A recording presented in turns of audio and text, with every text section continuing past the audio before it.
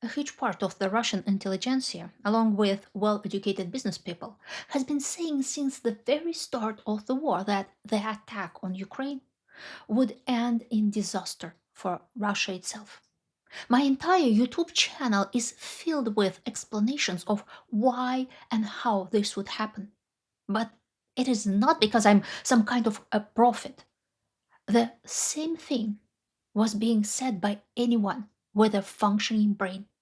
The logic of how events would unfold was obvious to anyone who understands even a little history and international relationships. The conquest of Ukraine would create a threat to European security. Authoritarian regimes, once they feel the rush of success, never stop. A dragon cannot be fed enough because the whole meaning of its existence is domination and control. Worse still, it sincerely believes that domination and control are everyone else's secret dream as well, and so it sees peace itself as a fiction. In peacetime, democratic countries outperform this fiscal brute in every respect, and it interprets that as an attack and a threat. So it starts throwing its weight around, just like a thug in a back alley. Why are you wearing glasses? Got any money? What if I check? If it is obvious that the dragon will not stop, then the only rational choice is to make it break its teeth. At first, Europe assumed Ukraine would not hold, that it would lack the internal resources and political will. But once it became clear that Ukraine would hold, money and specialists began to flow in. Logistics chains were built, communications were set up, and much else besides. Why? Because for Europe, that is cheaper and easier than fighting the dragon itself. There is no sentimentality in this. It is cooperation based on mutual benefit. When you have effective fighters on the ground, plus money, secure rear support, technology, and enormous human capital, what is the result? Exactly. The dragon will be defeated. Can the dragon oppose anything meaningful to the alliance between Ukraine and the West? No, because this war is needed only by the president and by a tiny handful of fanatics who cannot sleep unless they are humiliating and robbing someone. Everyone else just wants to live peacefully, earn their money, go on vacation, and fix up their dachas. And this applies not only to bus drivers and shop assistants, but to oligarchs too. So everyone in their own place is trying to pad their fall. If they have the chance, they steal everything not nailed down because they know perfectly well that the crisis is coming and that money is the only possible lifeboat. So that is what they are earning. A perfect illustration of how this machine works.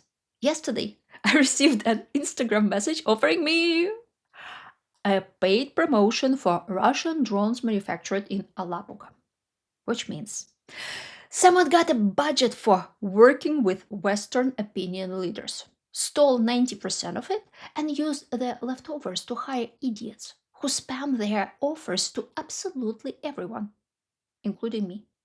They do not care about results. They care about filling a report saying the work was done, proposals were sent out, because the person assigned to this task is solving his own problem and could not care less what people in the United States or Europe think about Russian drones.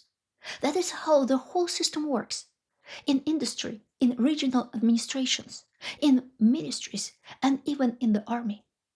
Are you surprised that Ukrainian drones broke through a triple air defense ring and smashed a whole series of targets in Moscow? I'm not surprised because the exact same thing is happening in air defense. Commanders are solving their own private problems. Superiors see beautiful reports. Journalists repeat what they are told. The presentations look very impressive. And then reality arrives, and it turns out the dragon has long since been eaten from the inside by termites. This doesn't mean it cannot still harm those around it. Of course, it can. It means it is not what it pretends to be. Once it became clear that the people of Russia had no desire to stand shoulder to shoulder and kill their neighbors, the mafia that seized power in the country changed tactics. For years, it did everything possible to make sure residents of major Russian cities did not feel the war in their own lives. It was somewhere far away and had nothing to do with us, much like the Chechen War in the 1990s, which most people barely noticed. This tactic worked yet again because the average 40-year-old woman with one child and an elderly mother, which is, in fact, the statistical average Russian citizen, does not enjoy thinking of herself as belonging to a country that attacks, robs, and launches missiles that tear children's legs off and kill their mothers.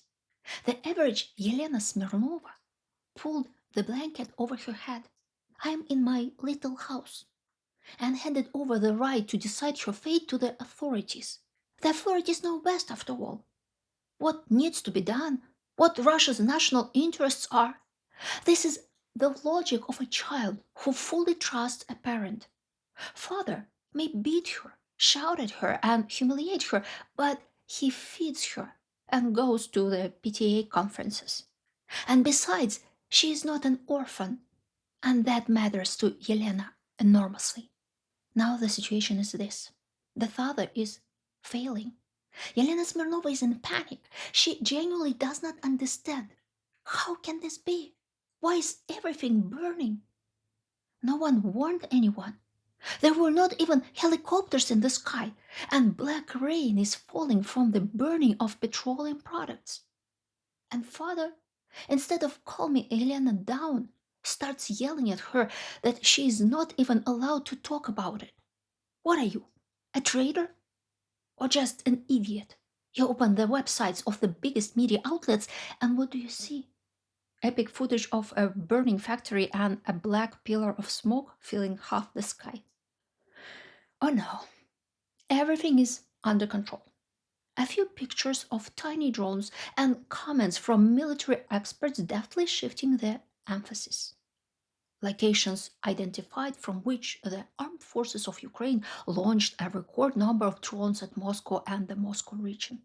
Or even better, I take my hat off to air defense. Around 180 Ukrainian drones were shot down overnight and in the morning on approach to Moscow. Air defense operations continue. In short, all is well. Yelena Smirnova can see with her own eyes that her peaceful life is collapsing, but she's getting no clear answer about what is happening or what she's supposed to do now. Meanwhile, relatives and friends keep calling after watching videos on social media asking, "How are you over there?" She has no idea what to tell them. She was not emotionally prepared for any of this. Yes, in the fifth year of the war. And now it is slowly dawning on her that father will not help her. She can see his hands trembling. She can see that he can do nothing. All he can do is screech in a shrill voice, hurl insults, and threaten to punish her if she spreads fakes. If you browse the Telegram channels of leading Z bloggers, what will you see? Nothing particular new. Just as in the central media, they avert their eyes and strain to pretend that nothing is happening.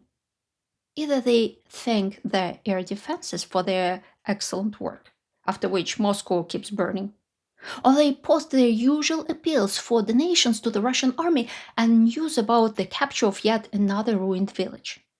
Do you know what this is called? State dysfunction. That is the most terrifying thing about an authoritarian regime. People submit to rulers they never elected, only so long as those rulers appear to be doing their job and keeping the state functioning smoothly. There are now obvious problems with that. The reports keep coming, one after another.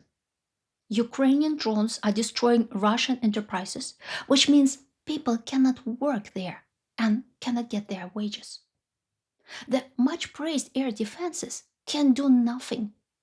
Apparently, there is a shortage of ammunition. As always, a great deal was stolen on the assumption that it will never be needed and there will never be an inspection. Many airports are in collapse. People sit on planes for 10 hours or more. Many are stranded in unfamiliar cities after emergency landings. Passengers are sitting on the floor. There's no food, no water, and hotels are accepting only families with children.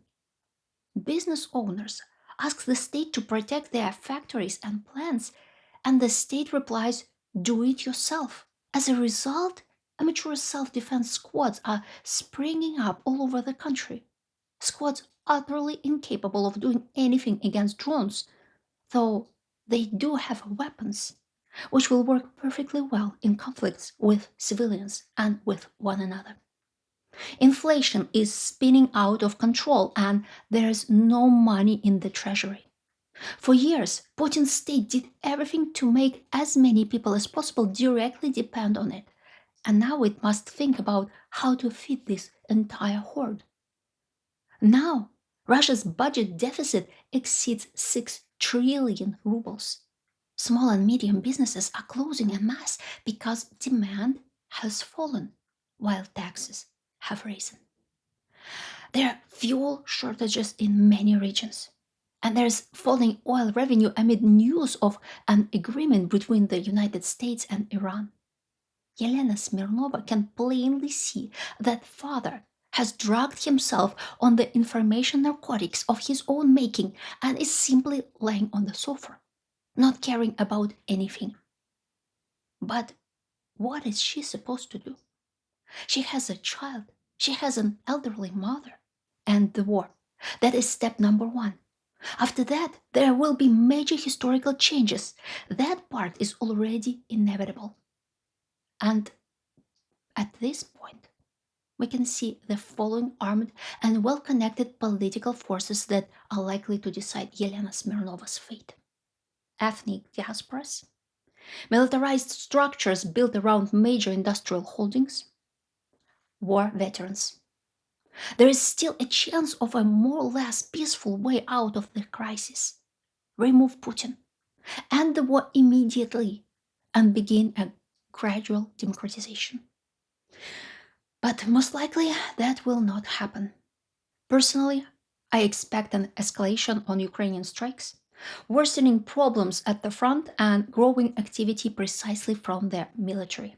They will not be able to defeat the Ukrainians, but they will need to find someone to blame, so as not to end up with the narrative: we're mercenaries who failed in our mission.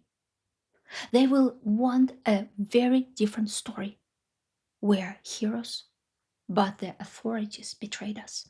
If this video helped you understand what's going on in Russia right now, please like the video and subscribe.